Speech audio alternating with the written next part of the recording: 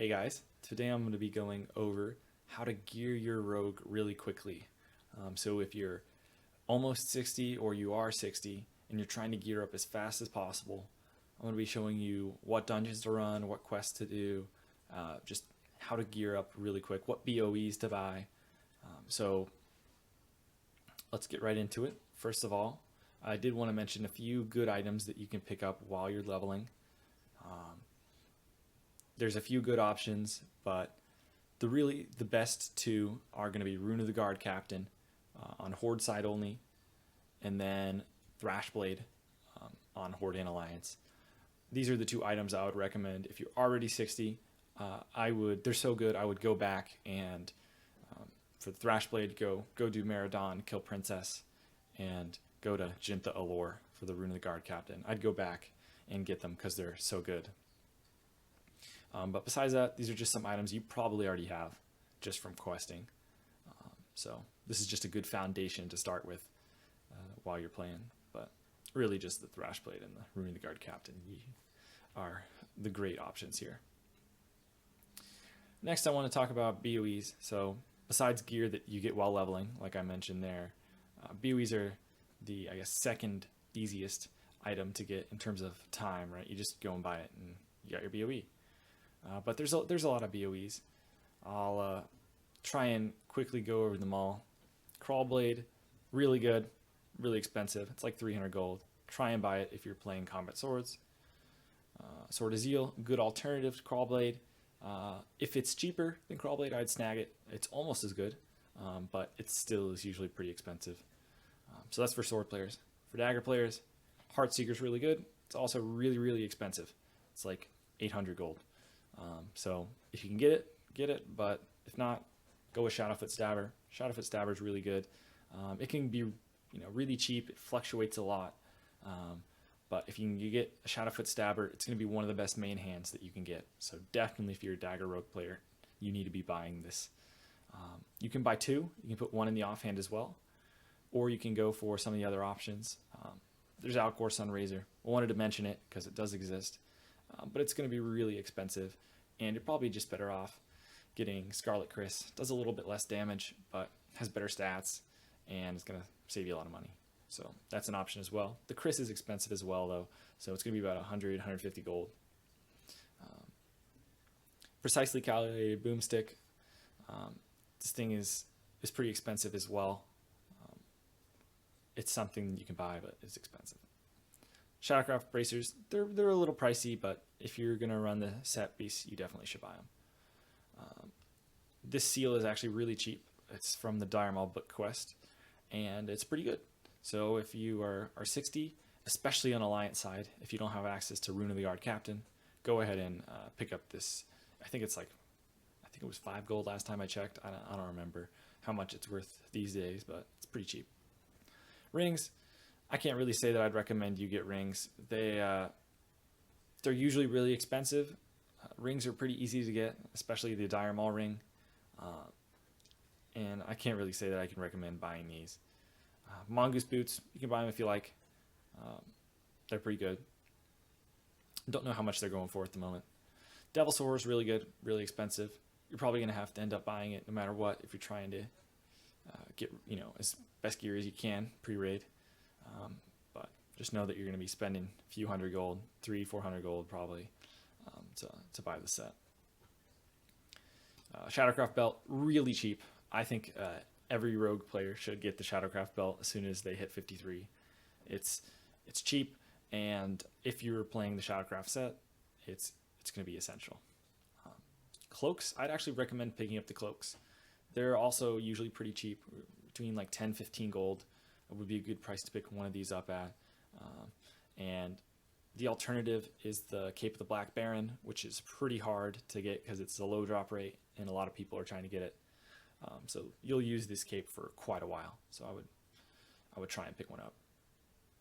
The head, I wouldn't really recommend buying this. It's gonna be expensive because this is a pretty rare item, and the other heads are pretty easy to get. There's a lot of options. Mask the Unforgiven, Ivren, they're pretty good drop rates, and I would just try and look out for one of those.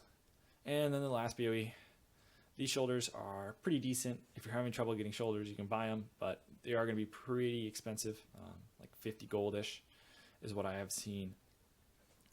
So pretty expensive for how good they are. Obviously, some of these other items are way more expensive, but they're also way better. So those are all the BOEs. I think I covered every single one that is relevant to like level 60s. I think there might be one more pair of pants. If you're gonna go for Devilsaur, they're not worth picking up really, but if you find them cheap, I guess, you can pick up the Plaguehound leggings. They are very good. It's just Devilsaur set bonus is going to be better. Now on to Scholomance, and there's a few reasons why Scholomance is the best dungeon right when you hit 60. Right here, Mira Song is one of the big reasons. So this is a guaranteed quest reward. All you have to do is talk to the dude outside Scholomance, and you'll start the chain. And within a few Scholo runs, at most, right, you can technically complete it in one run, you'll have your Mira Song. And unless you are dual-wielding Dalrens, this is the pre-raid best-in-slot sword in the offhand. So this is reason enough to run Scholomance. But there's a lot of other great loot too. So for example, if you're interested in the Shadowcraft set, the head and the boots drop, and Shadowcraft is a really, really good set. So you'll be wanting to farm it anyway. So if you get some of them early in Scholomance, you'll just be off to a head start. There's also the Cadaverous set. There's 5 different pieces. You have the armor for the chest, you get the gloves, the belt, and the leggings. But there's also the boots. So you can already see the volume of pieces. There's just so many things that you can get. And also there's a rare chance that you get the Shadowcraft bracers.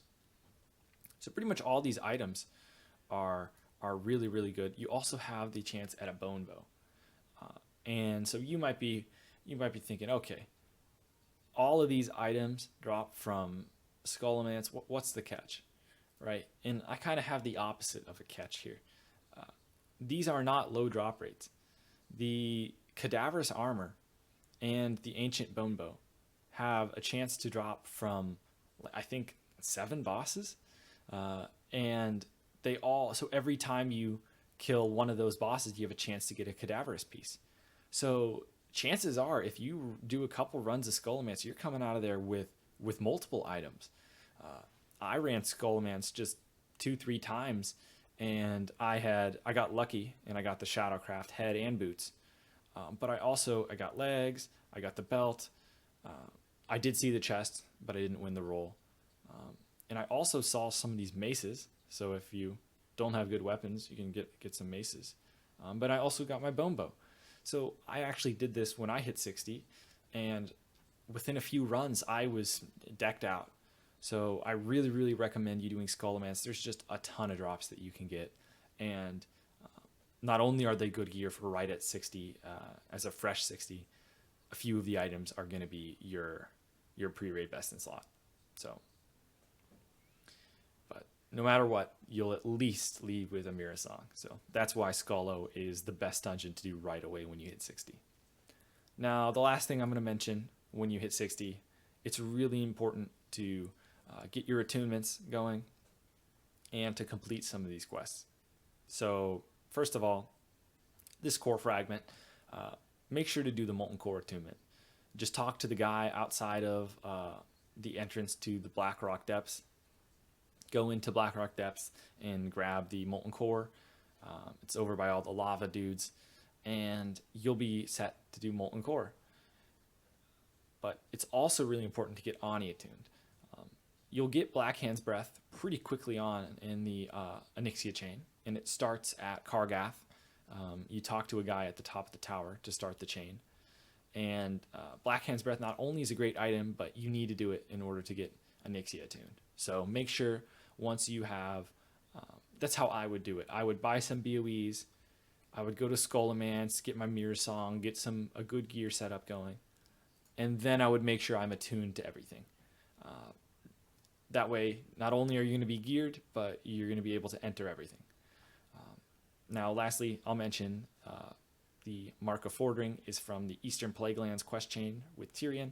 It's a really, really good neck, and it's going to be your best in slot for quite a while because the Onyxia neck usually goes to tanks and warriors before rogues, and sometimes guilds even give it to hunters first. So if you're in a guild, it might be a little while before you get your neck from raid.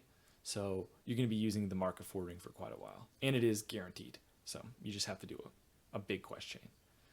So if you do these things, you'll have most slots decked out. Once you do all of this, it's going to be up to the drop rates and what you ended up getting. I would, target your worst pieces and try and replace those from here, and just have fun. Do all the different dungeons that you need, and you'll be geared up in no time. Good luck. Thanks for watching.